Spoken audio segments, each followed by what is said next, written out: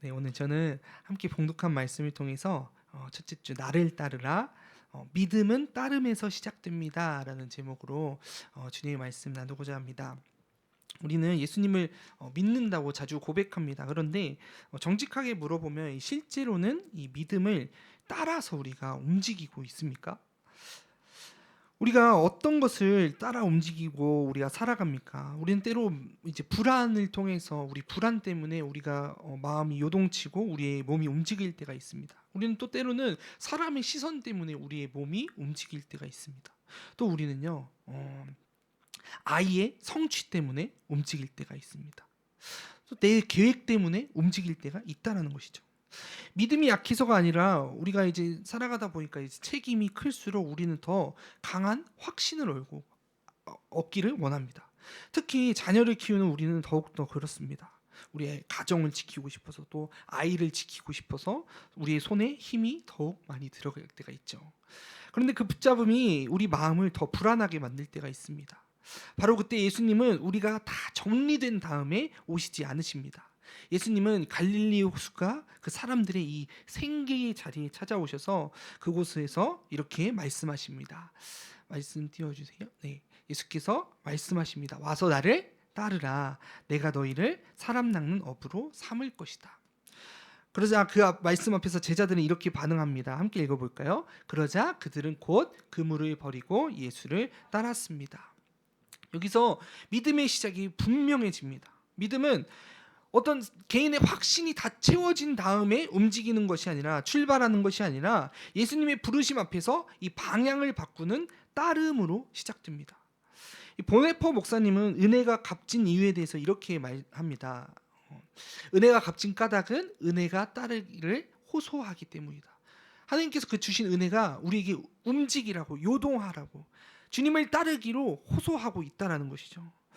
오늘 예배는 우리에게 단순한 감동을 더하는 시간이 아니라, 주님, 저는 무엇을 따라 살고 있었습니까? 이것을 점검하면서, 주님, 오늘 한 걸음이라도 주님을 따르며 나아가겠습니다 라고 방향을 재정렬하는 시간이 되길 주님의 이름으로 축원합니다. 네, 첫 번째로 믿음은요, 무엇을 따르느냐에서 드러납니다. 성도 여러분, 오늘 본문은 믿음이 무엇입니까? 라는 질문을 추상적으로 묻지 않습니다. 아주 현실적으로 묻습니다. 지금 당신은 무엇을 따라 움직이고 계십니까? 우리들은 무엇을 따라 살아가고 무엇을 따라 움직이고 있습니까? 우리는 예수님을 믿는다고 말하지만, 그런데 우리의 하루를 결정하는 그 힘이, 마음을 이끌고 가는 그 힘이 실제로는 주님이 아닐 때가 때로 있습니다. 어떤 날은 그 마음속에 우리 불안이 우리의 삶을 이끌고 가고요. 어떤 사람은 사람의 시선이 우리를 이끌고 가고, 어떤 날은 자녀의 성취와 자녀의 미래가 우리를 이끌고 갑니다. 여기서 중요한 것은 그것이 좋으냐 나쁘냐 이것을 따지는 것이 아니라, 그것이 나의 주인이 되어버렸는가 이것을 보는 것입니다. 믿음은 머리로 동의하는 문장이기도 하지만, 성경이 보여주는 믿음은 더 자주 발걸음의 방향으로 드러납니다. 내 마음이 어디를 향하느냐, 결국 내가 무엇을 붙잡고 결정하느냐, 그게 바로 내가 따르는 것이라는 것이죠. 그래서 예수님은 제자들을 부르시는 장면이, 오늘 장면이 의미가 큽니다. 예수님은 회당에서만 나를 따르라 라고 하지 않으셨습니다. 이 갈릴리 호숫가, 사람들이 생계를 붙잡고 있었던 그 생업의 자리, 그물과 배가 있었던 자리에서 제자들을 부르고 계시는 것입니다. 왜냐하면 이 주님께서는 종교적인 부분뿐만 아니라 우리의 삶의 중심을 바꾸기로 원하시기 때문입니다. 그런데 우리는 자꾸 여기서 오해를 합니다. 제자들은 정말 믿음이 대단했나 보다. 아닙니다. 본문은 제자들이 대단히 준비되어 있어서가 아니라, 그들이 붙잡고 있던 것의 실체가 얼마나 현실적인 것이었는지를 먼저 보여줍니다. 이 그물은요, 그들에게 어떤 상징적인 의미가 아닙니다. 그물은 생계를 다루고 있다는 것이죠. 내일의 밥이었고요, 가족의 안전이었습니다. 오늘 우리의 삶에도 그물이 있지 않습니까? 다만 모양이 바뀌었을 뿐 우리에게도 그물이 있습니다. 자녀를 향한 마음이 그물처럼 될 때가 있습니다.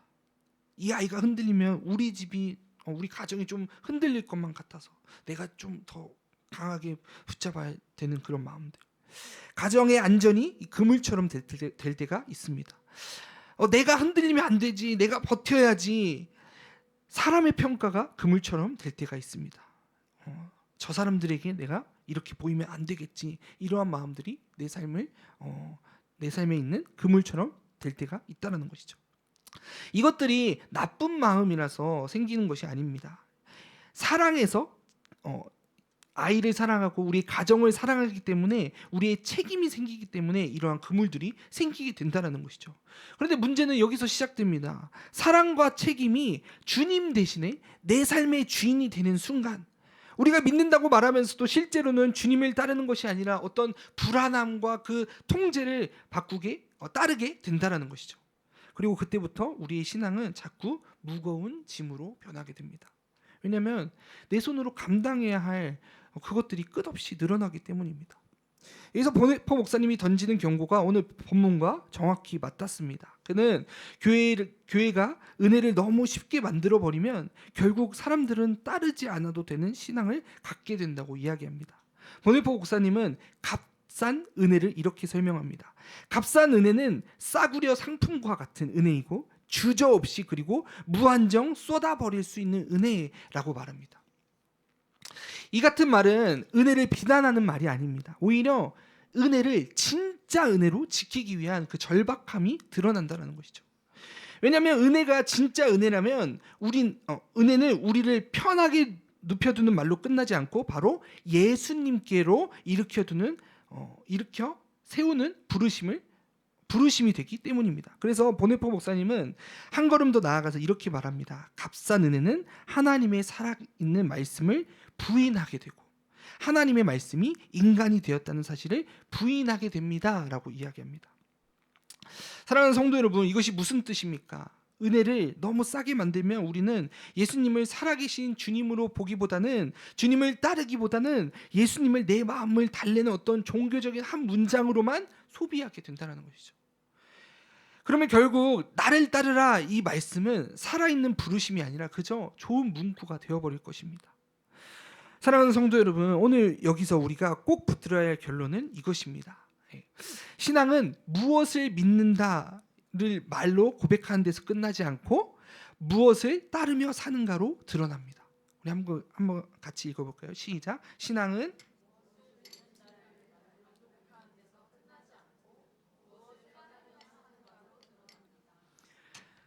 그래서 오늘 우리는 스스로에게 아주 정직한 질문을 해야 합니다. 지금 나는 예수님을 따르고 있습니까?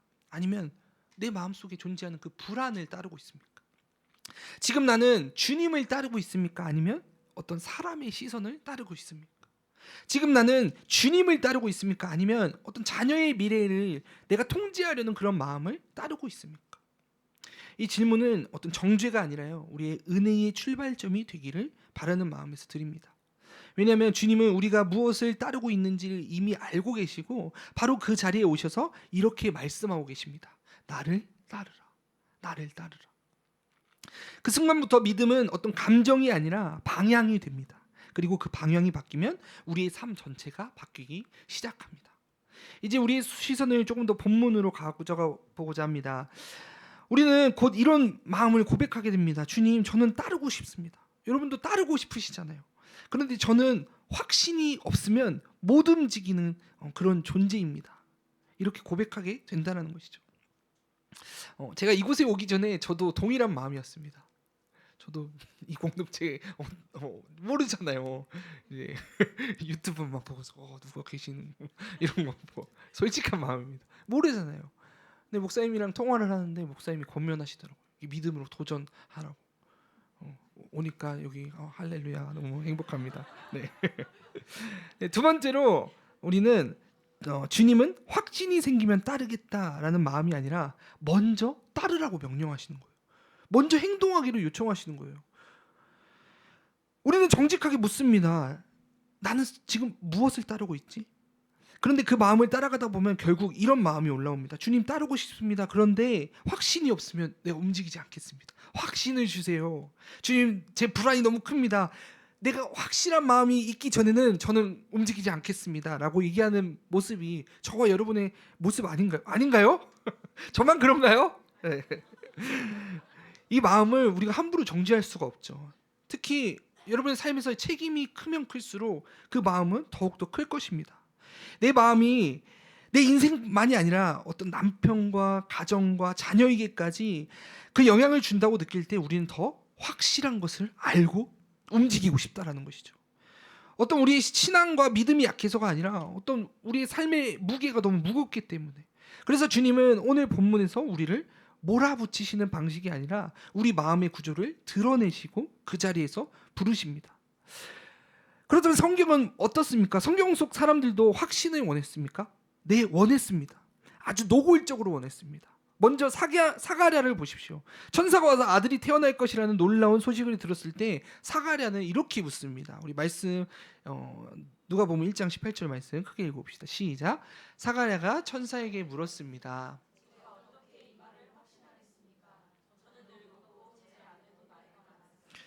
여러분, 사가랴는 믿음이 없는 사람이 아니었습니다. 그는 제사장이었습니다.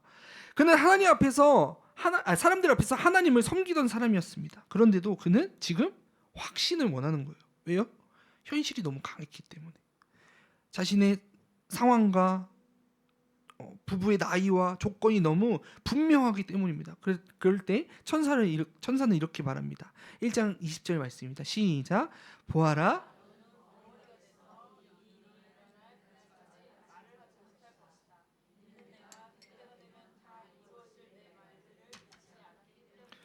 여기서 주님이 하시는 말씀은 이것입니다. 내가 이해가 안 되는 것, 내가 두려운 것, 내가 모르는 게 아니다. 그러나 확신이 믿음의 출발점이 될 수가 없다라는 것을 이야기하고 계시는 것이죠. 확신을 붙들고 출발하면 결국 무엇이 주인이 됩니까? 하나님의 말씀이 아니라 내가 납득한 그 상황들이 주인이 된다는 것이죠. 그러면 믿음은 믿음이 아니라 내가 통제 가능한 신앙을 이야기하고 있다는 것이죠. 또 한 사람 기드온도 그렇습니다. 하나님은 분명히 보내시겠다고 말씀하셨는데 기드온은 표적을 요청합니다. 양털 한 뭉치 이야기 우리가 너무나도 잘 알고 있는 말씀 아닙니까? 기드온은 사사기 6장 36절 37절에 이렇게 말합니다. 네, 다음 보여주시면 네, 함께 읽어보겠습니다. 시작. 기드온이 하나님께 말했습니다. 만약 주께서 말씀하신 대로 저를 통해 주께서 이스라엘을 구원하실 것이라면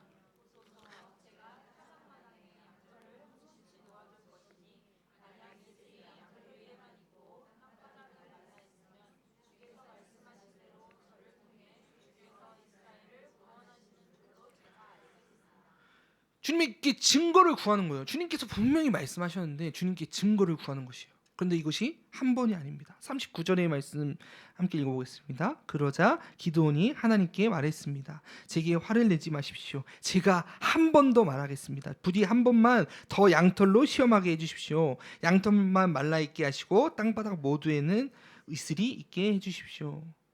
여러분, 기드온의 마음이 이해가 되십니까? 저는 이해가 되는데 우리 성도님들은 한 번에 믿는, 한 번에 행동하시는. 좋습니다. 저도 이제 신학교 가기 전에도 또 사역을 시작하기 전에도 이렇게 요청했었던 것 같아요. 주님, 저 정말 확신이 필요합니다. 사실 제 어떤 신앙의 어떤 모토라고 하긴 그렇지만 이런 거였어요. 저는 보고 믿겠습니다. 주님, 제가 보여주세요. 그래서 제 학생 때 정말 많이 보여주셨어요. 제가 부인할 수 없게. 제가 믿음이 흔들릴 때 제가 그거 붙잡고 다시 나아갈 수가 있더라고요. 그런데 주님께서 이런 마음을 모르시지 않습니다. 어떤 이것을 요청하는 게 목적이 아니라 중요한 것은 주님이 그 마음을 아예 없애라 이것이 아니라 그 마음이 우리를 멈춰 세우지 않도록 우리를 인도하신다는 것이죠. 그리고 또 예수님을 만난 귀신 들린 아이의 아버지가 이렇게 고백합니다. 예수님 앞에서 우리 다음 말씀 함께 읽어보도록 하겠습니다. 시작. 그러자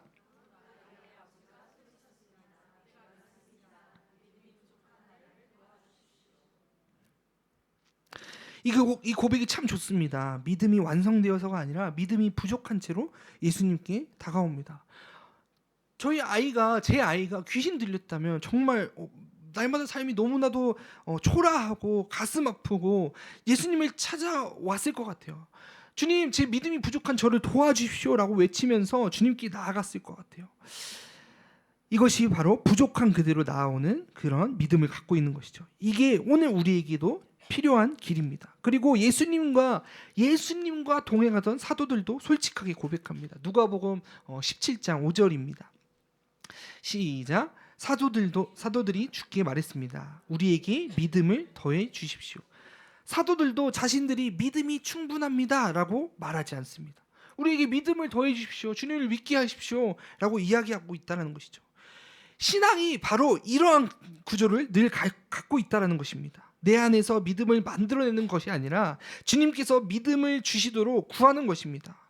자, 이제 오늘의 본문으로 돌아와서 우리는 흔히 이렇게 생각합니다. 확신이 생기면 따르겠다. 그런데 주님은 제자들에게 이렇게 말씀하며 부르십니다. 우리 마태복음 4장 19절에 와서 나를 따라라. 내가 너희를 사람 낚는 어부로 삼을 것이다. 그리고 제자들이 반응합니다.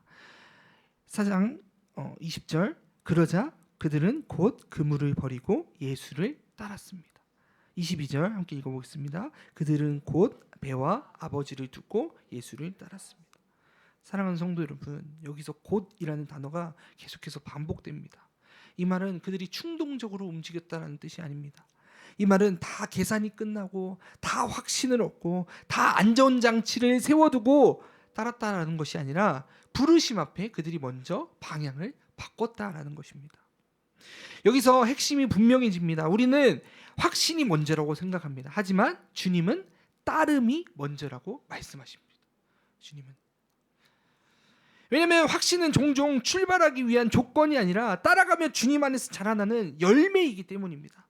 주님은 우리에게 모든 정보를 먼저 주셔서 안심시키는 방법으로 제자를 만드시지 않으십니다. 주님은 우리를 부르셔서 그 길 위에 하나씩 보여주시고 그 길 위에서 믿음을 자라게 하십니다.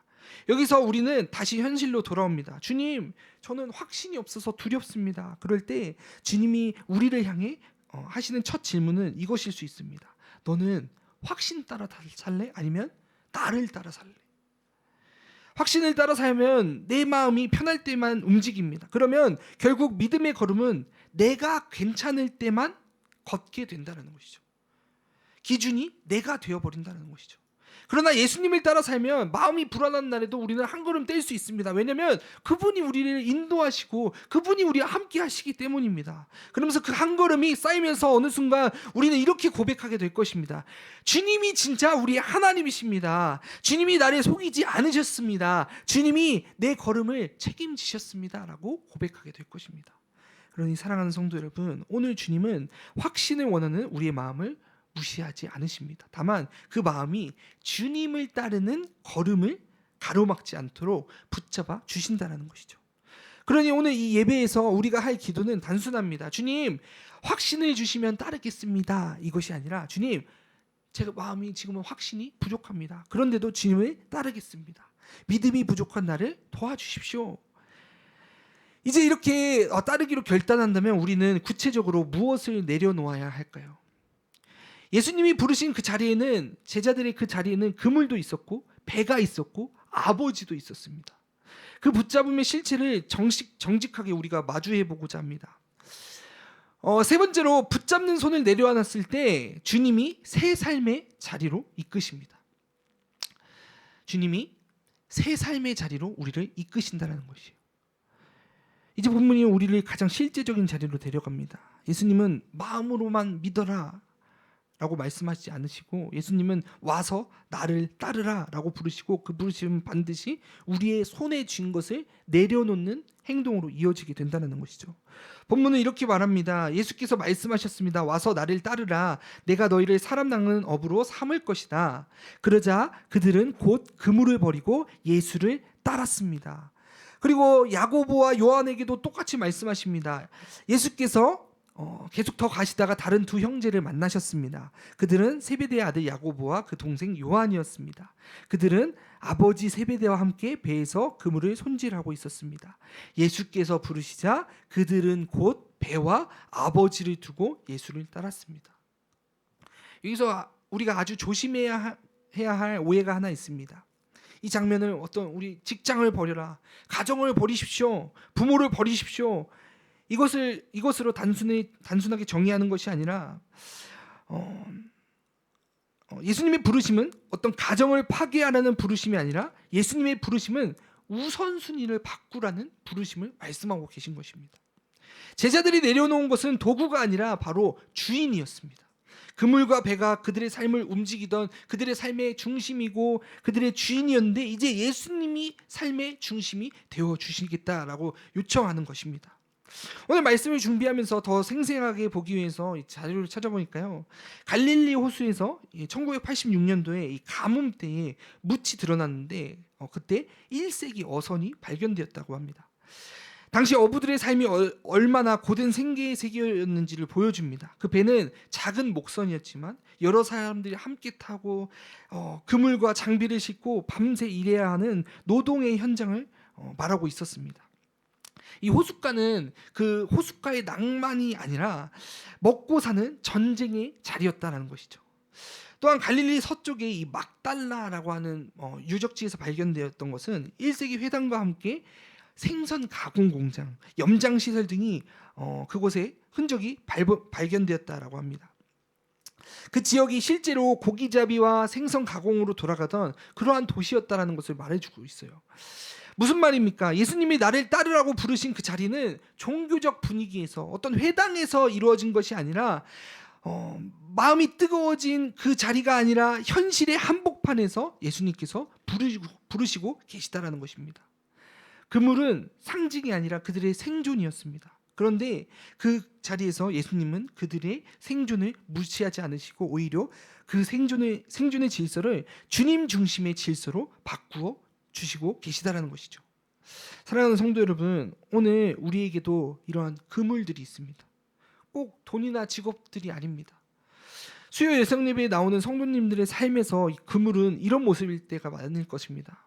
우리 자녀의 불안함, 내가 놓치고 있으면 안 될 것만 같은 이 아이의 불안함, 가정을 지켜내야 한다는 그런 압박감, 내가 이 가정을 붙잡지 않으면 안 된다는 그런 책임감, 사람들의 시선들이 있습니다. 또 내 계획과 통제가 있습니다.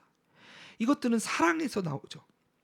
책임에서 나옵니다. 그런데 어느 순간부터 그런 것들이 어떤 수단이 아니라 주인이 되어버리면 우리는 예수님을 믿는다고 말하면서도 실제로는 불안이 시키는 대로 살게 된다는 것이죠. 그래서 보네퍼가 값싼 은혜를 그렇게 날카롭게 말하는 것입니다. 값싼 은혜는 회개도 없이 순종도 없이 그냥 괜찮다라는 말로 덮어버리는 은혜입니다. 그는 이렇게 말합니다. 함께 읽어볼까요? 시작. 값싼 은혜란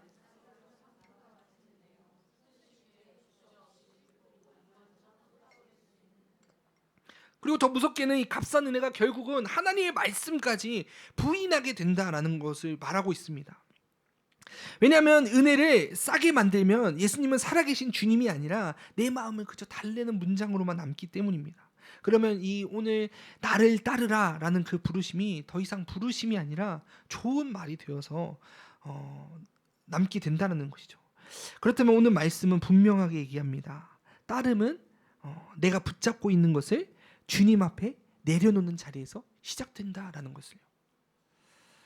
이것을 모든 걸 포기해라 라는 것으로 몰아가지 않고 주님은 우리에게 무책임을 요구하지 않으십니다. 주님은 버려라 보다 먼저 따르라 라고 명령하십니다. 버림은 목적이 아니고 결과입니다. 따름이 목적이고 버림은 따름의 열매가 되어버린다는 것이죠. 그래서 오늘 우리가 붙잡아야 할 적용은 아주 구체적입니다. 우리가 우리의 삶에서 불안이 찾아올 때 평소처럼 더 붙잡는 말을 쏟아드는 대신에 우리가 한 문장을 이렇게 바꾸어 보면 좋겠습니다. 주님, 제 마음이 불안합니다. 그런데 제가 불안을 따르지 않고 주님을 따르겠습니다. 아이 문제로 마음이 타들어갈 때 이 통제의 손을 더 조이는 대신 기도의 손으로 바꾸어 보는 것입니다. 주님, 제 아이를 제가 주인처럼 붙잡지 않게 하시고 주님의 길로 인도하여 주시옵소서.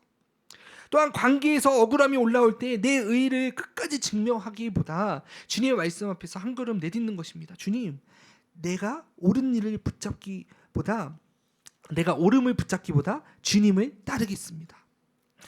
사랑하는 성도 여러분, 예수님의 말씀을 기억하십시오.